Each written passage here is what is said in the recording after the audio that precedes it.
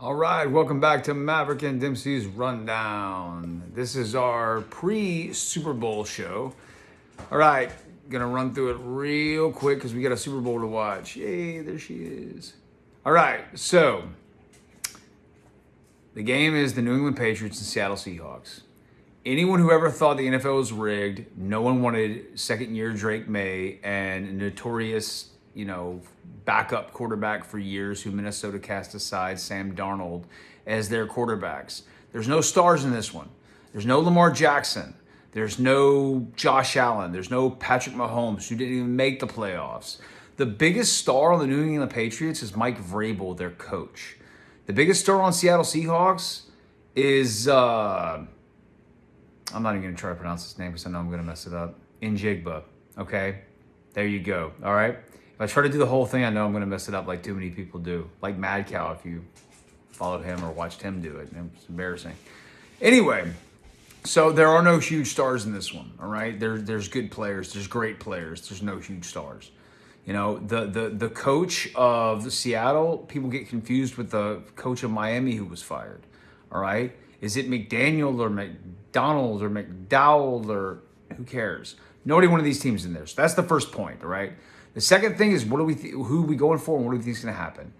Going for the Patriots, going for the underdog. Love the underdog story. Drake May and Sam Darnold both have great stories. I got to go with Drake May, though. Used to be a Patriots fan back when they had Brady. It's kind of like throwing on an old hat or an old shirt, okay? So that's what I'm riding with. What do I think is going to happen? At the start of the season, I talked about when we did our picks, and we were way off on our picks. We'll do that in another podcast. But when we talked about our picks, I said it needed to be a quarterback that you could depend on. I didn't think the Lions were going to make it. I didn't believe in Jared Goff. I felt it was going to be Jordan Love and on the Bills side, Josh Allen, all right? I still think those are quarterbacks you can depend on. Who knows what would have happened if Jordan Love would have got injured on the Packers, all right? Josh Allen, different time for that story.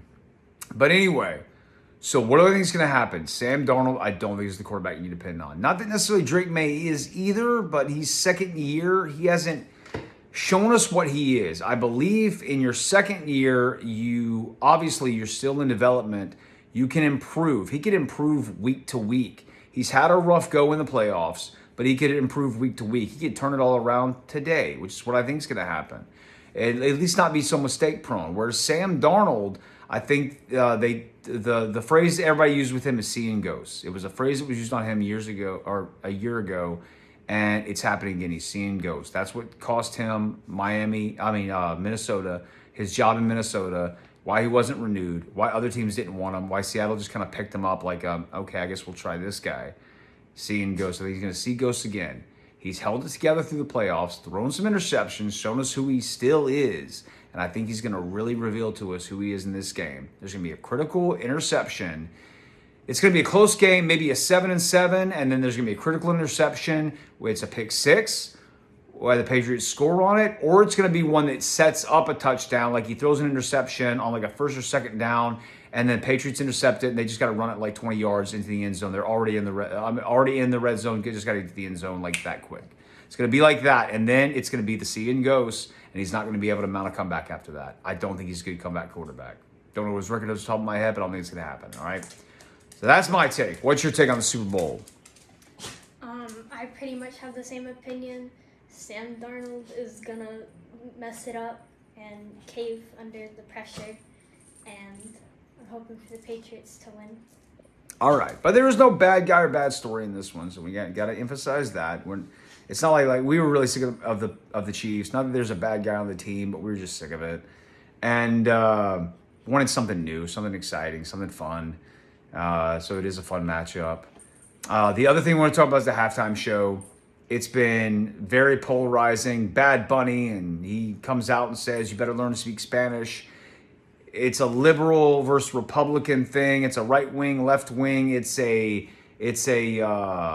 fan of hip hop music versus non-fan of hip hop music. All right, whatever, okay? I don't care about his halftime show. I'm not going to watch it. I don't care about Kid Rock's halftime show to counter it. I like Kid Rock. I'd rather hear Ball with the Ball than whatever the hell Bad Bunny's going to be singing, but I don't care either way, all right? The people that shout it should be a country a country halftime show, I'd fast forward to that one too. But pretty much no matter who it is, I'm going to be fast forwarding. I just don't care about your halftime show. I just want to watch football. All right. So, however, what is the halftime show you would care about? Which is the one that would get your attention, okay? I'm going to go through it real quick. She's already heard it, so I'm going to go through it real quick, all right? Lights are out, as they usually are. It's all dark. And then you hear bum, bum, bum, bum, bum, bum, bum, bum, bum, bum, bum. Enter Sandman hits.